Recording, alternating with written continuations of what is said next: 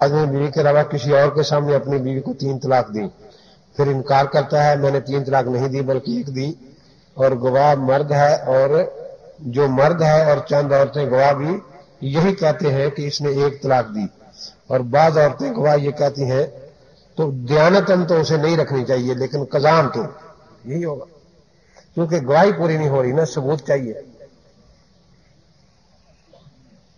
نے کہا موجود ہے اس بنیاد پر کہ عدالت کے ذریعے سے غیر ملکی مروجہ فتویٰ پر پابندی کیوں نہیں لگوائی جاتی جبکہ یہاں فقہ حنفی قانون نافذ ہے؟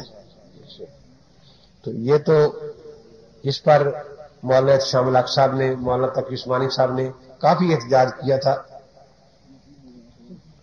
یہ ودائع اسلام میں 3 مرتبہ طلاق بول کر سے تقریباً محمول کیا جاتا ہے، اس کی کیا دلیل ہے اور اس طرح کیوں کیا جاتا تھا؟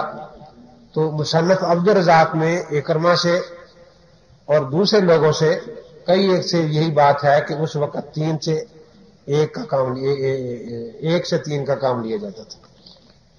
میں نے طلاق دی، میری طرف میرا صرف تانا کے طور پر تھا، میری نیت طلاق دینے کی نہیں تھی۔ جب لفظ طلاق بولا تو پھر نیت پوچھنے کی ضرورت نہیں ہوتی، طلاق صریح لفظ ہے، اس کے بعد نیت پوچھنے کی کوئی ضرورت نہیں، وہ طلاق واقع ہوگی۔ بات میں پوچھی جاتی ہے جو ظاہر نہ ہو، کہ مصنف ابن ابی ضعیف کتاب ہے، اس بارے میں کچھ ارشاد فرمائے۔ عجیب بات ہے، مصنف ابن ابی شیبہ وہ کتاب ہے کہ جس کا ایک راوی بھی خیال قرون کے بعد کا نہیں، اس کے سارے راوی یا تابعی ہیں یا تابعی ہیں یا تبع تابعی۔ تو خیال قرون میں ذوق کی میں نے پہلے بتایا تھا 2 وجہ ہو سکتی ہیں، عدالت مجروح ہو، جھوٹ بولتا ہو، یا حافظہ کمزور ہو۔ حافظے کی کمزوری جو ہوتی ہے وہ مطابقت اور شواہد سے ختم ہو جاتی ہے۔ خود قرآن نے بتایا ہے کہ ایک عورت دوسری عورت کے ساتھ مل جائے تو گواہی میں برابر ہو جائے گی، اور ابن ابی شیبہ عبد الرزاق میں مطابق شواہد اتنے کر دیے انہوں نے ذکر کہ پھر یہ سوال ہی پیدا نہیں ہوتا اس کے ضعیف ہونے کا۔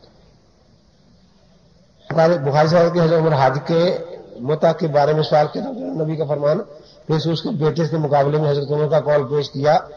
عبداللہ بن عمر نے فرمایا کہ میں حضور کا قول پیش کرتا ہوں اور تو حضرت عمر کا قول پیش کرتا ہے، تو بھئی اس غیر مقلدوں کو سنانے کی کیا ضرورت ہے؟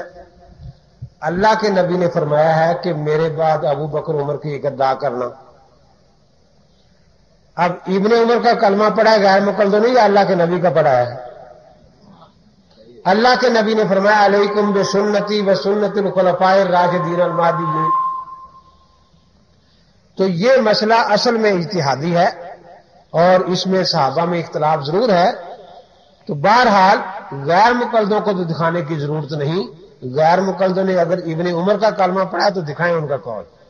ہم نے جن کا کلمہ پڑھا ان کی 2 حدیثیں سنا دی ہیں، اقتداء باللہ زین من بعد ابی بکر و علیکم بسنتی و سنت الخلفاء الراشدین المہدیین، اور کیا ہے بس۔